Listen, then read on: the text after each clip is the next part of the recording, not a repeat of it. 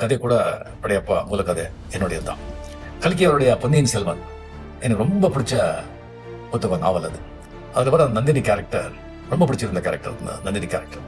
So அந்த Nandini character மெயினாக வந்து அந்த மாதிரி வச்சுட்டு ஒரு ஃபுல் சப்ஜெக்ட் பண்ணணும் அப்படின்னு சொல்லிட்டு ஒரு 2-3 இயர்ஸாக என் மனசில் வந்து அப்படியே ஓடிட்டு இருந்த படம் தான் படையப்பா கதை. கேஸ் மார்க்கெட்டை சொன்னேன், அவருக்கு ரொம்ப பிடிச்சது.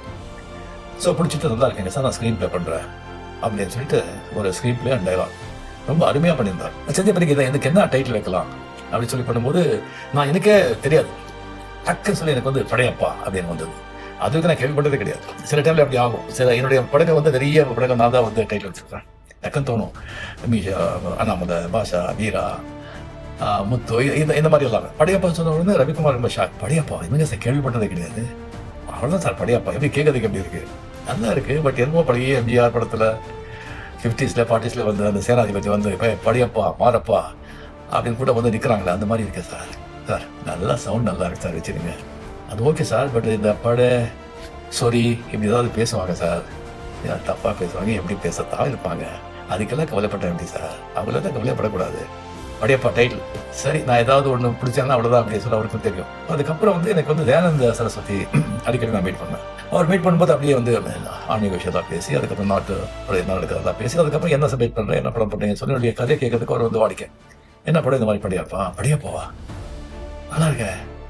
நல்லா இருக்கேன் சார் சுவாமி, எப்படி அது கதை சொன்ன பிறகு நல்லா இருக்கும். படையப்பா வந்து முருகனுடைய பேர், அது 6 படையப்பா, வெரி குட் அப்படின்னு சொல்லி அதுக்கப்புறம் தான் நம்ம வந்து வேலு அதெல்லாம் வச்சுட்டு நம்ம வந்து அது வந்து டைட்டில் எல்லாம் வந்து அது பண்ணுவாங்க. சரி, இதுக்கப்புறம் ஆன பிறகு நம்ம வந்து காஸ்டிங்கில் வந்து உட்காரும்போது எனக்கு வந்து இந்த நீலாம்பரி கேரக்டர் வந்து நினைக்கும் போதில் எனக்கு ஐஸ்வர்யா ராய் தான் மைண்டில் வரும்.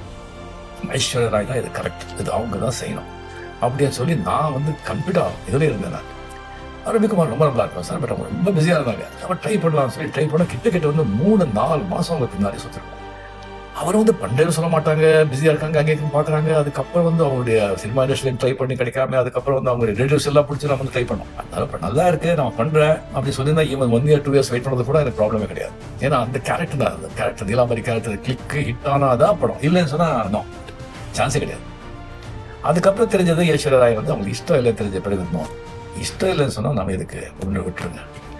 வேறு யாரும் சொல்லி வரும்போது ஸ்ரீதேவின்னு சொல்கிறாங்க, மீனா சொல்கிறாங்க, மாதுரி தீட்சித்னு சொல்கிறாங்க. பட் யாருக்கும் அந்த பவர் இல்லை. ஐஸில் வந்துட்டு அந்த திமிர், அந்த அந்த ஆணவம், அந்த இது கிடையாது. என்னடா பண்ணுறது இல்லைன்னு சொன்னால் ரவிக்குமார் கிட்டே சொல்லிட்டேன், இல்லை சார் அவங்க கரெக்டாக ஏதாச்சுன்னா இல்லைன்னா நீங்கள் விட்டுடுங்க.